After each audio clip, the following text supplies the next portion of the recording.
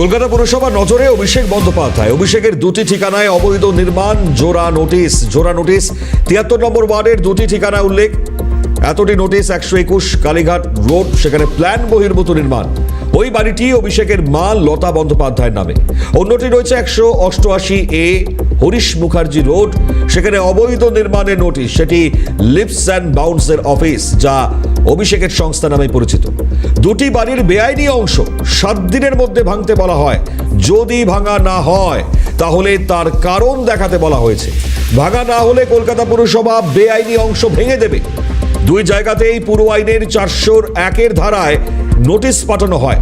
পুরসভার নথিতে lips and বাউন্সের অফিস হিসেবে উল্লেখ থাকলেও 188 হরিশ মুখার্জি রোড, সেখানে অভিষেক বন্দ্যোপাধ্যায়ের শান্তিনিকেতন বিল্ডিং রয়েছে। ফলত এই নোটিশ এবার কলকাতা পুরসভা আগামীতে যদি প্রমাণ না পান তাহলে পরে যে ভাঙতে চলেছে তা হয়তো বলবার অপেক্ষা থাকছে না। ছবি দেখাই ঠিক কি প্রতিবেদন উঠে আসছে, অভিরূপা তুলে ধরেছেন আমাদের প্রতিনিধি। দেখুন, পুরসভার তরফ থেকে যে নোটিশ দেওয়া হয়েছে সেখানে বলা হয়েছে 188A হরিশ মুখার্জি রোডের বেআইনি নির্মাণ ভেঙে ফেলতে হবে।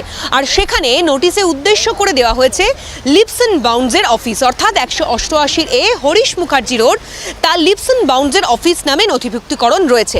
কিন্তু বাস্তবে 188A হরিশ মুখার্জি রোড তার শান্তিনিকেতন বিল্ডিং। এখানেই প্রশ্ন উঠছে যে পুরসভার নথিতে 188A Harish Mukherjee road lips and বাউন্সের অফিস নামে কেন নথিভুক্তিকরণ রয়েছে? বাড়িটি আদতে কি নামে কেনা হয়েছে? এই বিষয় নিয়ে ইতিমধ্যেই প্রশ্ন উঠতে শুরু করেছে। আদৌ এর যৌক্তিকতা কতটা রয়েছে? সত্যিই কি বাড়ি বানাতে পুরসভার নির্দিষ্ট নিয়ম এবং ছাড়পত্র মেনে বাড়ি বানানো হয়েছিল? এই প্রশ্ন কিন্তু ইতিমধ্যেই উঠতে শুরু করেছে পুরসভার ওই নোটিশের ওপর ভিত্তি করে। এবার 188 হরিশ মুখার্জি রোড শান্তিনিকেতনের যে বাড়ি, এই বাড়িতে অভিষেক বন্দ্যোপাধ্যায়ের পরিবারের সদস্যরা থাকেন। অন্যদিকে নোটিশে উল্লেখ করা হয়েছে 121A কালীঘাট রোড, অর্থাৎ যে বাড়িটি অভিষেক বন্দ্যোপাধ্যায়ের মা লতা বন্দ্যোপাধ্যায়ের নামে রয়েছে। এই দুটি বাড়িরই বেআইনি নির্মাণ ভেঙে ফেলতে হবে। এবার কোন অংশে বেআইনি নির্মাণ হয়েছে তা বাড়ির মালিক নিজেরা যাচাই করবেন এবং পরবর্তীকালে তাদেরকে সময় দেওয়া হয়েছে 7 দিনের মধ্যে এই বেআইনি নির্মাণ বা বেআইনি অংশ ভেঙে ফেলতে হবে। যদি না ভাঙা হয় তাহলে পুরসভার তরফ থেকে সেই বেআইনি অংশ ভেঙে দেওয়া হবে এবং তার খরচ বহন করতে হবে বাড়ির মালিককে।